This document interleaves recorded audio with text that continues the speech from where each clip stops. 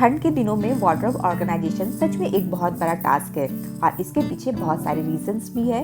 जैसे कि विंटर के कपड़े काफी ज्यादा थिक होते हैं जिन्हें अरेंज करके रखने में हमें काफी ज्यादा प्रॉब्लम आता है। Second, warmer, sweater, jackets, caps, shawl, socks, ये सारी चीजें इतने ज्यादा ऐड ऑन हो जाते हैं कि हमें स्पेस नहीं मिलता, क्योंकि वार्डरोब तो हमारा उतना ही बड़ा है लेकिन कपड़े बहुत ज्यादा हो जाते हैं। तो अगर आपको भी ये सारे प्रॉब्लम आते हैं तो ये वीडियो बस आपके लिए है। हेलो दोस्तों, मैं हूँ प्रिया और आप सभी का स्वागत है मेरे YouTube चैनल पे।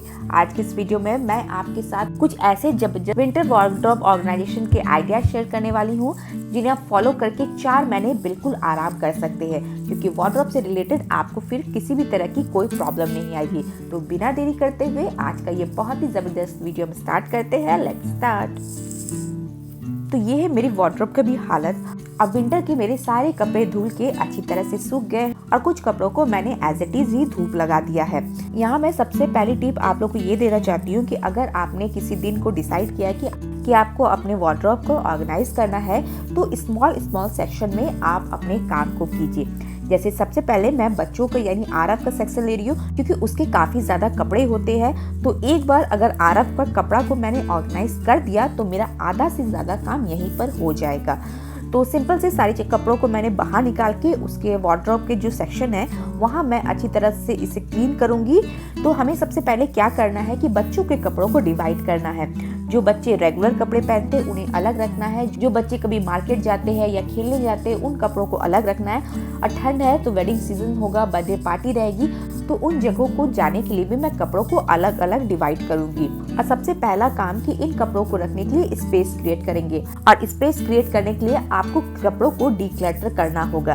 क्या करना होगा, जो कपड़े छोटे हो गए हैं या जो कपड़े यूज में नहीं आ रहे हैं उन कपड़ों को आप निकाल दे और गर्मी में यूज आने वाले शर्ट्स एंड टी शर्ट वगैरह को मैं निकाल के बाहर रख लूंगी और उन्हें मैं बेड के नीचे अच्छी तरह से अरेंज कर दूंगी। क्या होगा कि विंटर के कपड़े रखने के लिए अच्छा खासा मुझे यहाँ पर स्पेस मिल जाएगा। जो आरव के डेली यूज के कपड़े हैं या वो मार्केट वगैरह जाता है तब वो पहनता है उन कपड़ों को मैं इस तरह से फोल्ड कर रही हूँ, और जो उसके पार्टी वेयर या स्पेशल ओकेजन के कपड़े हैं उन कपड़ों को मैं इस तरह से फोल्ड कर रही हूँ। एंड यस, बच्चों की हुडी वाले स्वेटर काफी ज्यादा होते हैं जिनमें कैप लगा रहता है और उन्हें मैं इस तरह से फोल्ड करूंगी।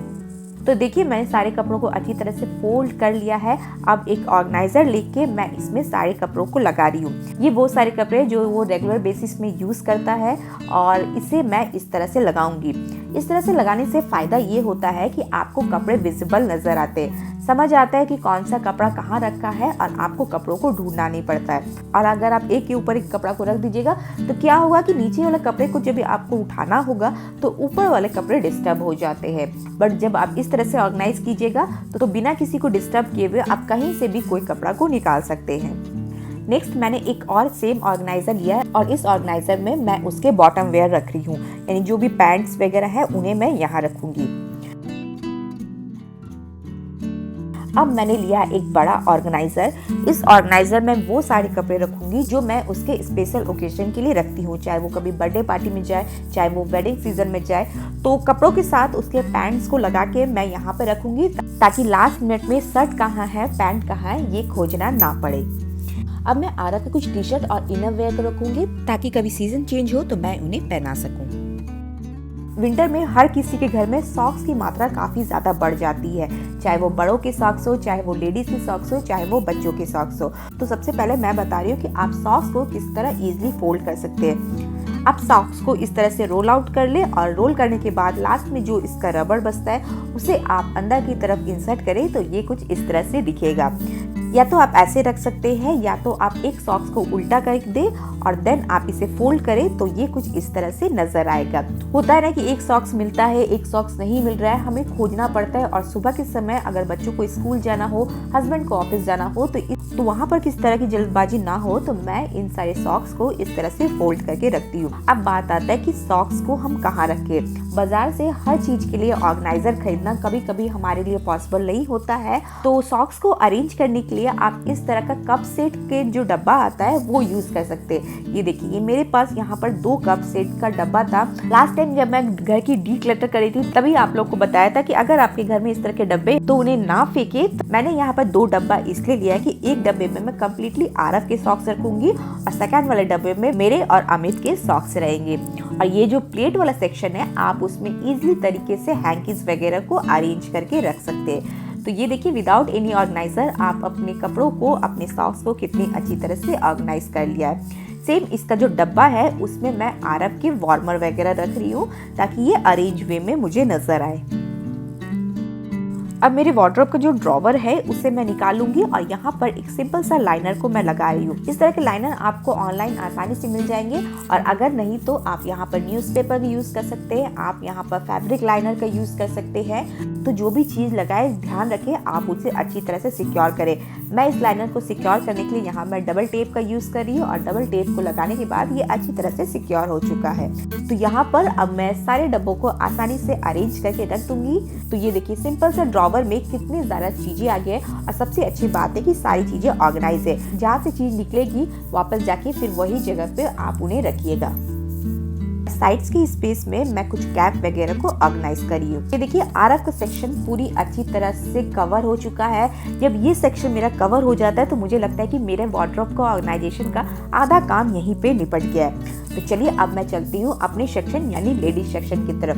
वहाँ भी काफी ज्यादा काम रहते हैं। तो ये देखिए, मेरे बहुत सारे टी शर्ट एंड शर्ट्स वगैरह लगे हुए हैं। तो अब ठंड के दिनों में मैं इन कपड़ों को यूज नहीं करने वाली हूँ, तो बस इन्हें निकाल के यहाँ मैं इन कपड़ों को अलग कर दूंगी। कुछ कपड़ों को रखूंगी, कुछ टी शर्ट एंड शर्ट्स को रखूंगी, बाकी जो मैं ठंड में बिल्कुल नहीं पहनने वाली हूँ जैसे स्लीवलेस हो जाता है उन सारी चीजों को मैं हटा दूंगी। तो सारे सामानों को हटाने के बाद वापस मैं इस सेक्शन को अच्छी तरह से क्लीन करूंगी। जो भी लाइनर वगैरह है उन्हें हटा के यहाँ झाड़ू वगैरह लगा दूंगी।